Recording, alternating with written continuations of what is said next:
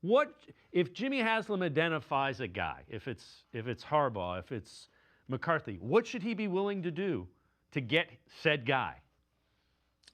Well, if you're looking at it, we was talking about this on UCSS. You're looking at a guy like Harbaugh. Guys like that have options, and I always caution people. We got into an issue a couple of years ago. Maybe if you realize this, maybe if you heard this, raise your hand.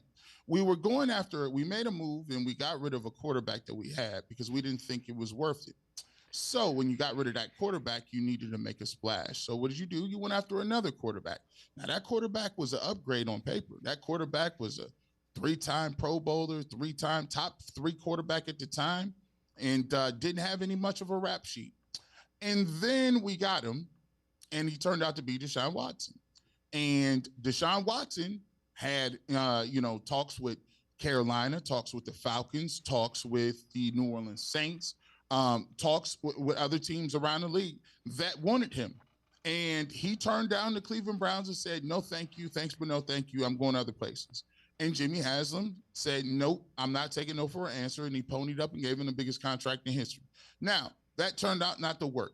The thing I'm saying is, if you look at it, you got to realize that sometimes when somebody tells you no the first time, they're telling you that there's reservations. But if you keep hiking the money up and hiking up everything and hiking the prices up, eventually you'll get to a point where it's a deal they can't refuse. Now, just because it's a deal you can't refuse, does that mean that that person's going to be happy in it? No. One of the best things that ever happened to me in my life, I was going through a divorce. And I said, you know what? I always told myself I'm only going to be married one time. And I said, hey, you know what? We should go to counseling. And the day of counseling, she came back and said, yeah, you know what? I think it's best we part ways. And you know what? It was the best thing I've ever heard, because you know what? Sometimes just going through to save it don't really make no sense. You both have to be in it. You both have to want to be in the relationship.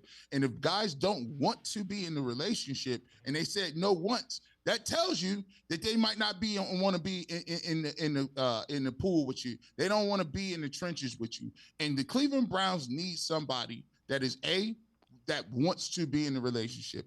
They need to say, I find this job appealing because I want to roll my sleeves up. I think that I could do something here, and I believe in what is happening and what we got going on here. And if you can get a person like that doesn't have a name, it can work.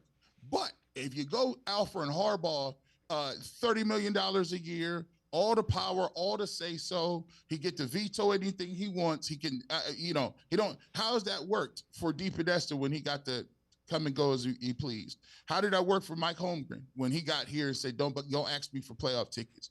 How did that work for a lot of different veterans that the only reason that they came to Cleveland as players was because we was offering them more money than anybody? It don't work out the same way. So if Harbaugh wants to be here and he wants to roll his sleeve up and start this process and see it through, listen, we can discuss and talk about whatever he wants. We're going to pay him at the top of the food chain. However, you better, by golly, understand and get the fact that you better be clear on what it is this is going to take, and it's going to take some time. And if you do that, you got to see it through. And he has to have his heart in it. And for me, I just don't think if you ask me from the outside looking in, I just don't think this is at his junction and crossroad of what he's trying to do either. He just was at Baltimore. He was there. He thought he was close to a Super Bowl. He's won a Super Bowl. I think he has had 3 losing seasons. Is this what he wants to do? Is that where he wants to go with his career? And at this junction in his career, I just don't think it is. Yeah, that could be very fair. Let me ask you this, though. So DePodesta leaves. There's kind of a vacuum at the top of this organization. That Andrew Berry, they're not going to replace DePodesta, so there's not that football guy. There's a method to, if he wants more control of decisions on the roster, is that a deal breaker for you? I'm thinking I get he's from an organization that has been in place. it seems like the Hmm. Browns have been trying to figure out how to structure a football operation and have never found the success that they've needed to. At least that's my perception of it. Now, look, if he is down, if he is motivated and he is excited about the opportunity and he's all in, then you got a whole different conversation because now you say, all right, well, he has the cachet. He's gonna have the pick of any team that he wants to go to on this market. He's the hottest name, and he has the track record of success to say, yeah, I know what I'm looking at here. So he's gonna get more power. He's gonna have more say so. He's gonna come in automatically and have way more say so. And just go by what Andrew Berry said. He said, listen, hey, uh, we like what we seen some of the stuff from our quarterback room, but let's just be frank. The new coach is going to have a lot of input and say so on that. And trust me, if you're talking about who has input and say so, Harbaugh on the coaching market has the most say so and input of anybody. So they got Jimmy Haslam has not been shy.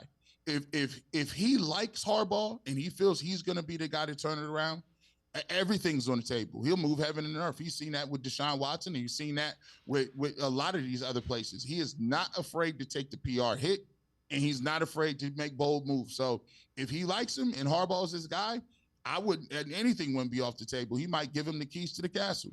Here's the other thing that I would say.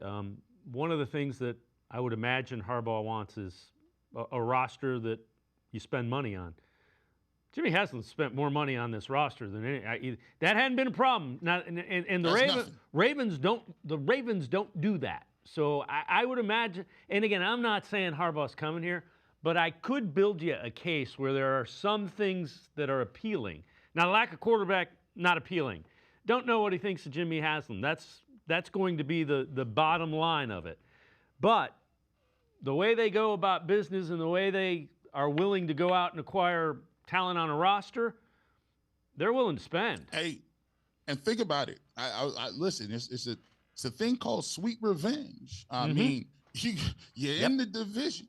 Yep. You got a defense with Myles Garrett, and traditionally the Ravens don't even play that well against him. You think that he don't want to see them 2 times a year? I don't know what his thoughts is on Shedeur Sanders. I'm told that, allegedly the Ravens liked him coming out of college. I don't know what his evaluation is on that. But let's be clear. The Browns, and I look at it and people say, oh, that's a terrible job. I'm like, listen, I like this job over Arizona.